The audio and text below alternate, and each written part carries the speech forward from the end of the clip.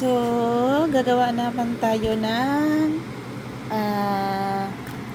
beef ribs stew. Stew. Kalisod balitokon oy.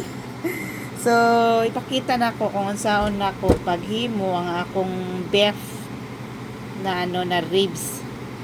So, yan lang. Pakuluan kasi natin to eh.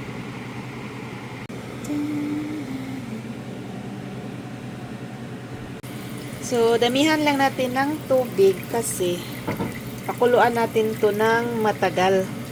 So, yung last time na ginawa ko is 2 oras ko yon pinapakuluan para lumambot ang ribs. Ay.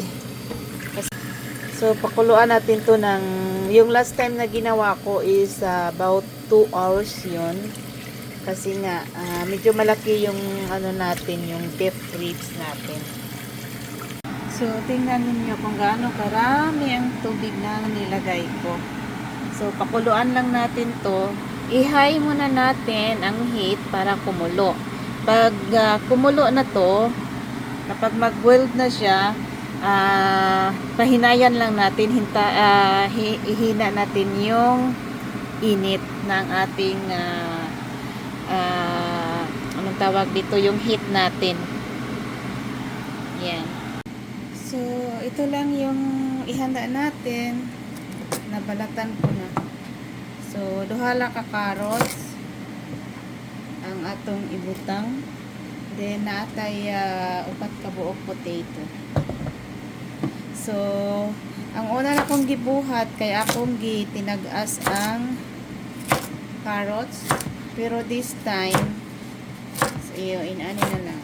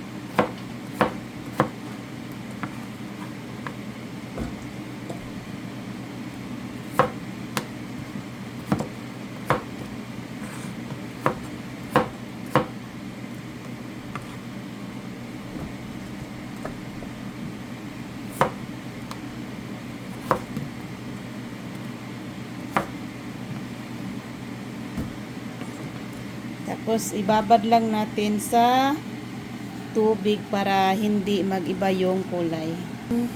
Ang cornstarch at saka isang beef cubes. Tapos, maghanda tayo ng asin mamaya. So, yan. Nilagyan ko lang ng tubig para hindi mag-ibang kulay. Pero, una nating ilagay yung carrots mamaya. Pag malambot na ang beef natin. So, meron tayong asin at saka ang ating white wine. So, maglagay tayo ng white wine mamaya. So, ato din kuhaon ang kaning iyang murag bubbles ba. So, nagsugod ay kukuan. Lutoan ni pabukal is mag alas 4 na. Alas 3:52 na diri sa amoa. So, kani ato aning kuhaon.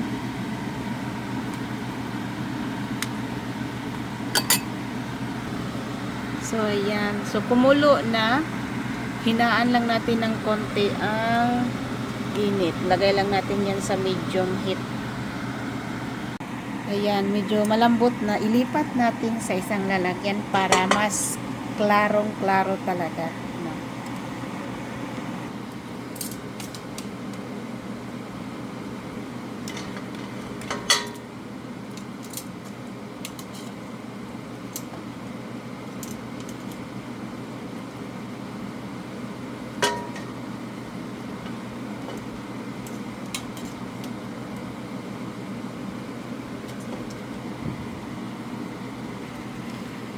So, ato ning ilunod ang potato. Potato lang, potato. Ang carrots lang atong iuna og butang kay dugay man ni malata ang carrots. So, kanya. So, ayan. So, giuna lang na to ang carrots. Kaya ang carrots dugay man malata. Dayon, ibutang to ang asin nga gamay ug ang usa ka cubes. So, ayan. Ilagay na natin ang ating potato.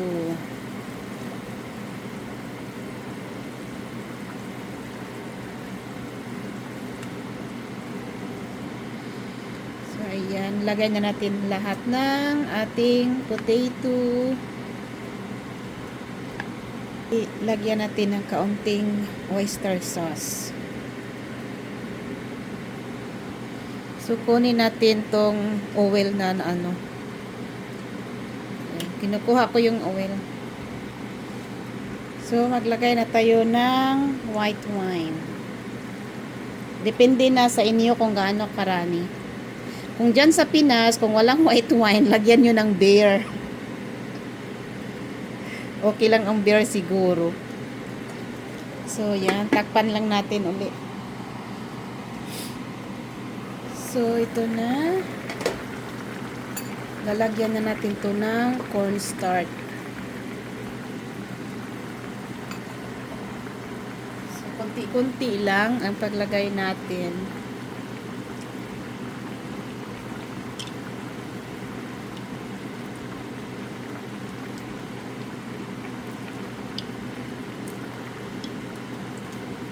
Para hindi naman na masyadong malambot talaga, no?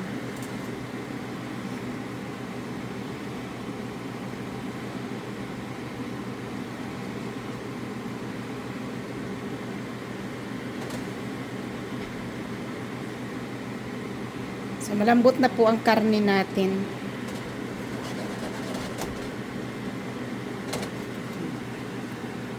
So, lagyan natin ng kaunting soy sauce para lang sa kulay.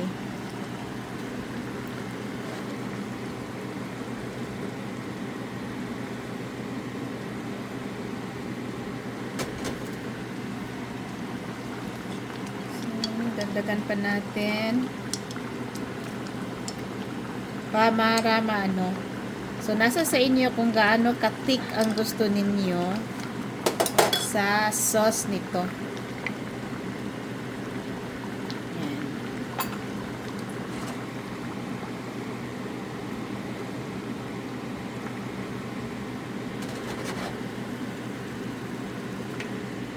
So, hindi ko masyadong ihahalo kasi medyo maano na kasi yung meat natin. Malambot na talaga para hindi siya mahiwalay sa buto. Tulad nito, oh, malapit na siyang humiwalay sa buto talaga. So, yan.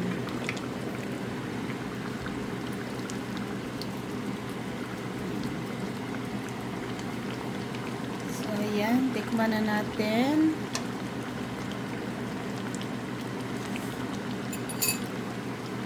Yan, napakasarap po. Napakasarap.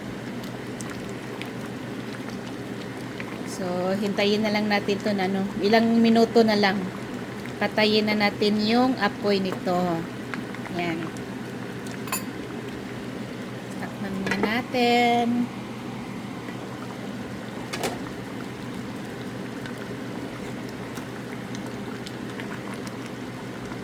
Yan. So, yung red wine, ang red wine pala, pwedeng gamitin.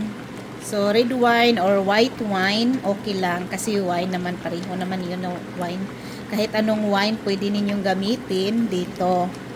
So, kayo nang bahala kung gaano karami ang wine na inyong ilalagay. So, dyan sa Pinas, itry ninyong lagyan ng beer. Kasi, beer naman dyan sa atin, di ba?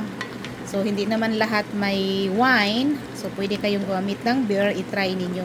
So, para hindi ko pa naman nagamit ang beer. So, yan. Kasi white yung nandito sa akin eh.